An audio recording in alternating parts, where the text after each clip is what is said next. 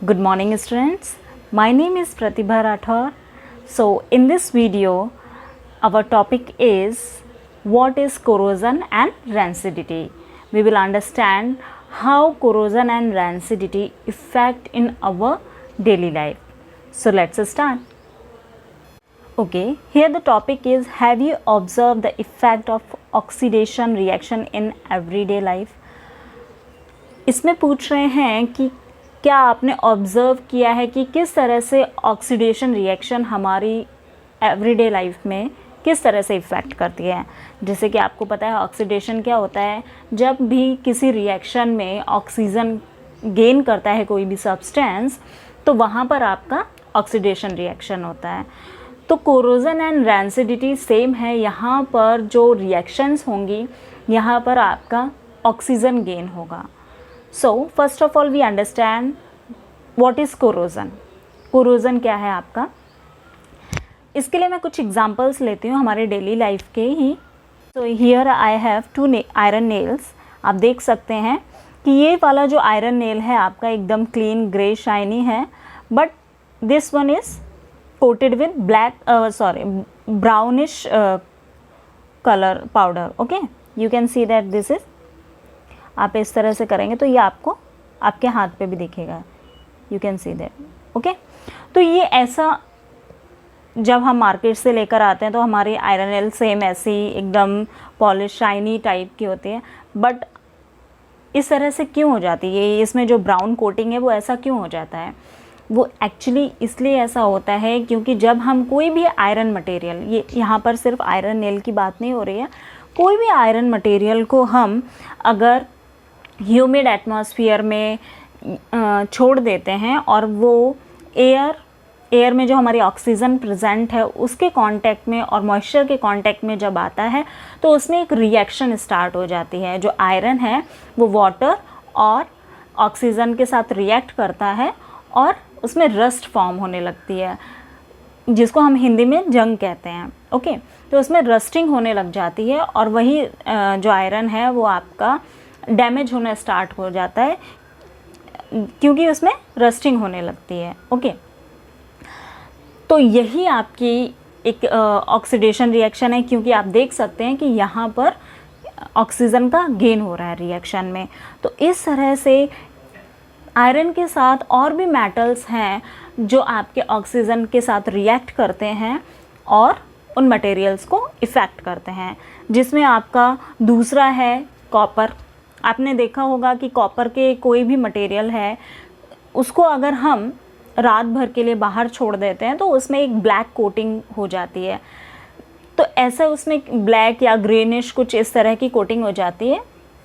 तो वो भी ऐसा इसलिए होता है क्योंकि जो एयर में हमारे ऑक्सीजन प्रेजेंट है वो कॉपर उसके साथ रिएक्ट करता है और इसलिए जो उसके ऊपर हमको ग्रीनिश कोटिंग दिखती है वो हमारा एक नया सब्सटेंस है जिसकी वजह से वो हमको दिखता है। ओके, तो जो हमारी ग्रीनिश कोटिंग है वो होती है हमारे कॉपर ऑक्साइड। ये एक नया सब्सटेंस बनाया और जिससे वो आपका कॉपर है कोरोड हो गया, उसमें कोरोजन प्रोसेस हो रहा है। सेम उसी तरह से हमारा जो सिल्वर के कोई भी मटेरियल ऑर्नामेंट्स जो भी होते हैं वो भी ऑक्सीजन के साथ रिएक्ट करते हैं। आप देख सकते हैं कि हम किसी भी सिल्वर आइटम को थोड़ी देर के लिए छोड़ देते हैं ऐसे ही बाहर, तो आप देखेंगे वो ब्लैकिश कलर का हो जाएगा, उस पर भी ब्लैकिश एक कोटिंग हो जाती है। तो ये भी ऑक्सीजन के साथ रिएक्ट करके कोरोड हो जाता है, कोरोजन हो जाता है। तो कुछ ऐसे ही मेटल्स हैं जो हमारे एयर में जो ऑक्सीजन प्रेजेंट है उनके साथ रिएक्शन करते हैं और इस तरह से कोरोजन प्रोसेस करते हैं।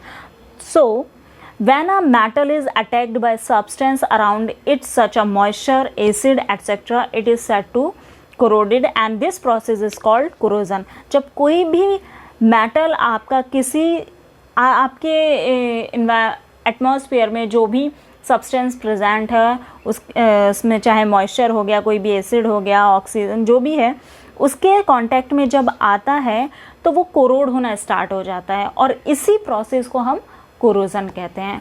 इससे कोरोजन से आपके ये जो भी मेटल्स हैं वो डैमेज होना स्टार्ट हो जाते हैं। ओके, आप देख सकते हैं कि जो आयरन होता है, जो एक हार्ड सब्सटेंस होता है, जब उसमें रस्टिंग होने लग जाती है तो वो बिल्कुल एकदम ख़राब हो जाता है।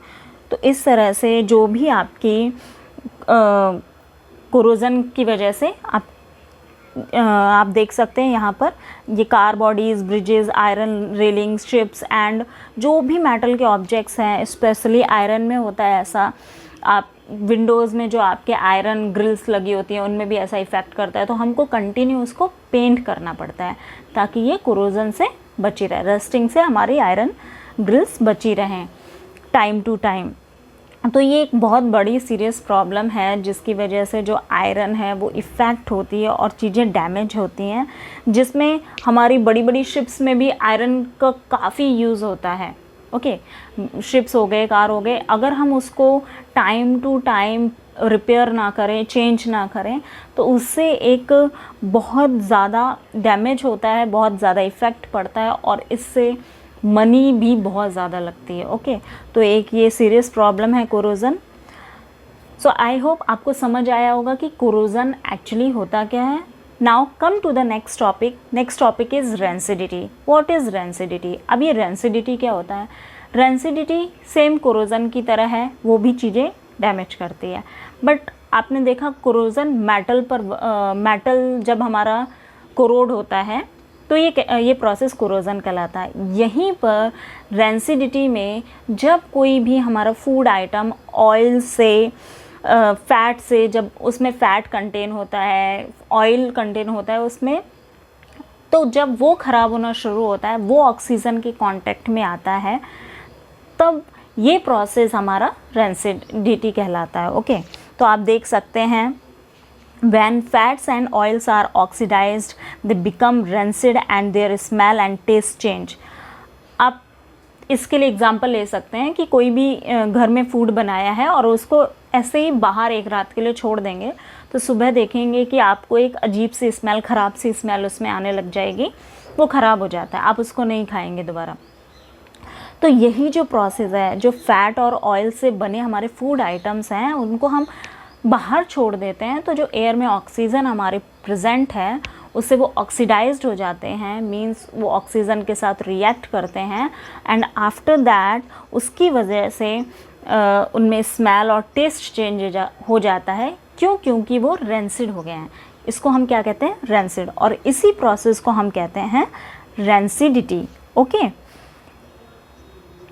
तो इसीलिए इन सब्सटेंस को, फूड आइटम्स को बचाने के लिए हम एंटीऑक्सीडेंट्स का यूज़ करते हैं। जो आप देख सकते हैं, जो पैकेट्स होते हैं, फूड पैकेट्स होते हैं, उनको हमें अगर प्रोटेक्ट रखना है तो उसके लिए हमें टाइट कंटेनर्स का यूज़ करना पड़ता है। जो पैकेट्स हैं उनमें भी हमको एंटीऑक्सीडेंट्स को यूज़ करना पड़ता है ताकि हमारे फूड आइटम्स क्या ख़राब नहीं हो। ओके, सो जो हमारे फूड आइटम्स हैं, जो पैकेट फूड्स होते हैं, उनको अच्छा रखने के लिए उन फूड पैकेट्स में नाइट्रोजन गैस का यूज़ किया जाता है ताकि वो ऑक्सीजन के साथ रिएक्ट ना करे और उसमें वो फूड आइटम हमारे ख़राब नहीं हो।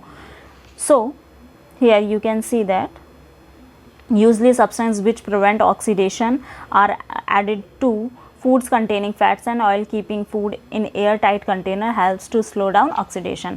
तो जैसे कि आपको बताया है कि आपके फूड आइटम्स ऑक्सीडेशन प्रोसेस ना करें, उसके लिए उनको टाइट कंटेनर में रखना चाहिए और जो आप बाहर से पैकेट फूड्स लेते हैं उनमें नाइट्रोजन गैस से वो प्रोटेक्ट रखते हैं। सो here I hope you understand these both topics. So here the definition of corrosion and rancidity. So this video is helpful for you, so please like and subscribe my channel and please support me. Thank you.